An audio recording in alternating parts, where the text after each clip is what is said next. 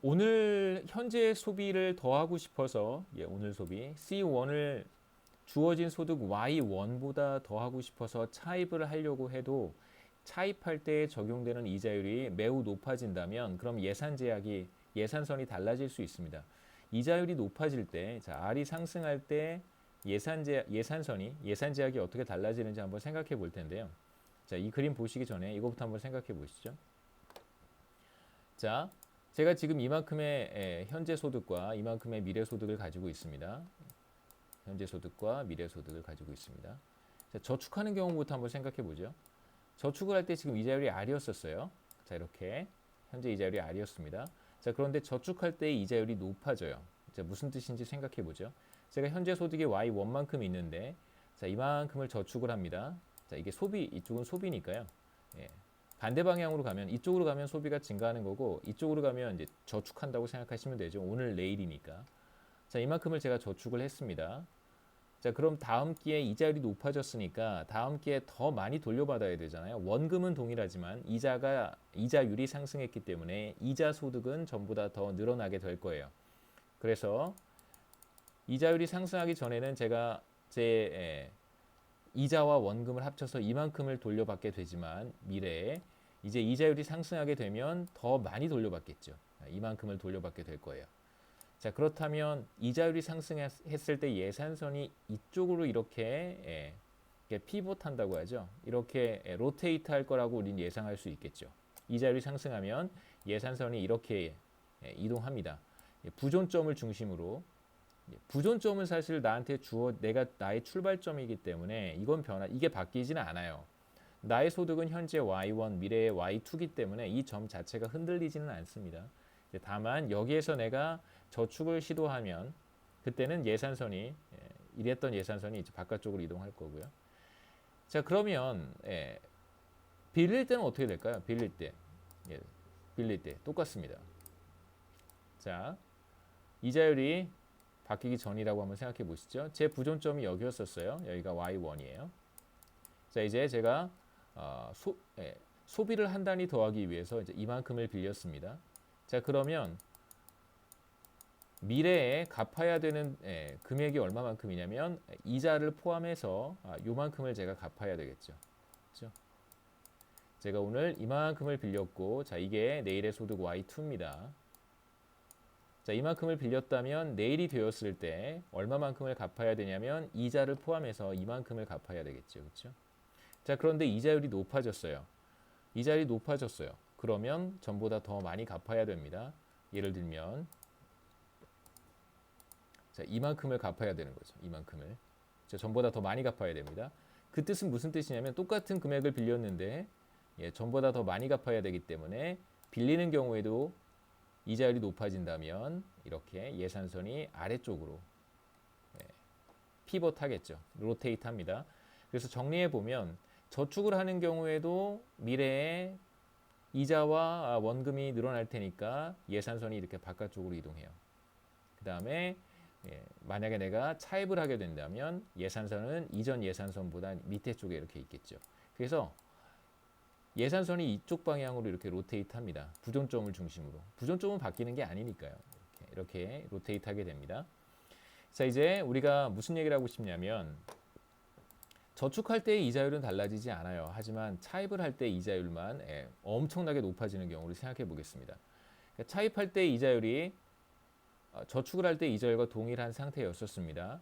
자, 그런데 이런 상황에서 차입을 할 때 이자율이 높아진다면 매우 많이 높아지는 경우, 뭐 한 40%, 뭐 여러분 그 제2금융권이라든가 뭐 TV에서 선전하는 뭐 이런 거, 그런 쪽에서 만약에 돈을 그런데 이제 접근하지 않는 게 저는 제일 좋다고 생각하고요. 액세스하지 않는 것이 제일 좋습니다. 근데 그런 쪽에서 만약에 차입을 하게 된다면 매우 높은 이자율을 적용하는 것 같습니다. 저도 안 빌려봐서 모르겠어요. 자, 이렇게 예산선이 이동하겠죠. 피봇합니다. 피봇. 축을 중심으로 회전하는 거죠. 피봇하게 되고요. 자, 그러면 새로운 예산선에서 이제 차입할 때 이자율이 너무너무 높아졌기 때문에 새로운 예산선에서 이제 이런 예산선은 더 이상 존재하지 않습니다.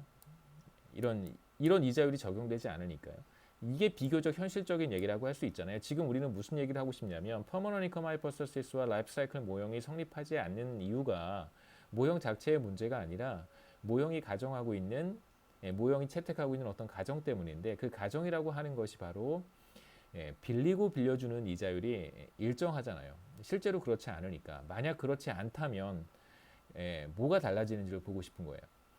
빌릴 때의 이자율이 매우 높아지는 상황입니다. 그러면 소비자의 최적 선택은 무엇이냐면 가장 바깥쪽에 있는 무차별 곡선과 접하는 한 점을 선택하는 거잖아요. 다시 한번 앞으로 돌아가 보겠습니다. 미시경제학에서 다 배우셨을 거라고 생각하고요. 예산선이 이렇게 주어졌을 때는 가장 바깥쪽에 있는 무차별 곡선과 접하는 점이 바로 여기였었어요. 그래서 이 사람은 현재의 소비와 미래의 소비를 일정하게 유지하는 것을 가장 좋아한다고 했었습니다. 자, 그런데 이제 예산선의 기울기가 차입을 하는 경우 이자율이 매우 높아져서 예산선이 이렇게 가파르게 부존점 이후부터는 예산선이 이렇게 가팔라진다면 사실은 이 점을 선택하고 싶었겠죠. 가장 바깥쪽에 있는 무차별 곡선과 접하는 예산선과 접하는 점을 선택하고 싶지만 이제는 예산선이 매우 가팔라졌기 때문에 가장 바깥쪽에 있는 무차별 곡선을 이렇게 그려봐도 우리가 지금 생각하고 있는 이 소비자가 선택할 수 있는 점은 자신의 부존점이라는 거예요. 그러니까 다시 말하면 이자율이 조금 낮았었더라면 빌릴 때 이자율이 조금 낮았었더라면 차입을 해서 현재 소비를 조금 더 늘리고 미래 소비를 조금 줄이는 선택을 하는 것이 지금 우리가 보고 있는 소비자에게는 최선입니다. 하지만 빌릴 때 이자율이 너무 높으니까 이제 그런 선택을 하지 않는 거예요. 너무 비싼 거죠. 그렇죠? 현재 소비가 너무 비싼 거예요. 현재 소비를 하려면 미래 소비를 더 많이 희생해야 되잖아요. 내가 만약에 현재 소비를 여기까지 하고 싶어요. 요만큼 현재 소비를 늘리고 싶어요. 그런데 그러려면 어떤 희생을 감수해야 되냐면 미래 소비를 이만큼 제가 희생해야 됩니다. 그러고 싶지는 않은 거예요. 이자율이 높아진다면 현재 소비가 너무너무 비싸지기 때문에 굳이 이러한 의사결정을 하지 않는다는 뜻입니다. 그래서 현실에서는 어떤 차입의 제약이 존재한다든가 그러니까 빌리는 게 쉽지 않거나 혹은 빌릴 수 있다고 하더라도 매우 높은 이자율이 적용되는 경우에는 컨섬션 스무딩 현상이 나타나지 않을 수도 있겠죠. 자, 이제 우리가 하나 더 생각해 봐야 되는 것은 실제로 재난소득 지원금, 이런 정책들이 현실에 들어왔을 때 상당히 많은 사람들이 정부로부터 예상하지 못했던 소득이 정부로부터 이렇게 들어오면 정부가 뭐 트랜스퍼를 한다든가 인컴 트랜스퍼를 한다든가 예상하지 못했던 소득이 정부로부터 이렇게 들어오면 소비자들이 예상하지 못했던 소득이 발생하면 그러면 그러한 소득을 스무딩하지 않고 스프레드 아웃 하지 않고 지금 제가 라이프 사이클 모형이나 퍼머넌트 인컴 하이퍼서시스에서는 이제 그러한 소득들을 스프레드 아웃 한다고 말씀드렸잖아요. 20년 동안 뭐 나눠서 소비하는 경우를 우리가 예를 들어서 봤었는데 현실에서는 별로 그렇지 않습니다. 100만 원 들어오면 사실 100만 원 다 쓰는 경우가 더 많아요. 물론 이제 그것도 꼼꼼히 따져봐야 되긴 하겠지만 정말 그런지 100만 원이 없었더라도 사실 원래 소비를 하고 있었는데 예를 들면 이런 거잖아요. 100만 원을 그 신용카드 같은 걸로 이제 넣어주더라고요. 그래서 그 100만 원을 실제로 현금화하기 어렵기 때문에 현금화할 수 없는 돈입니다.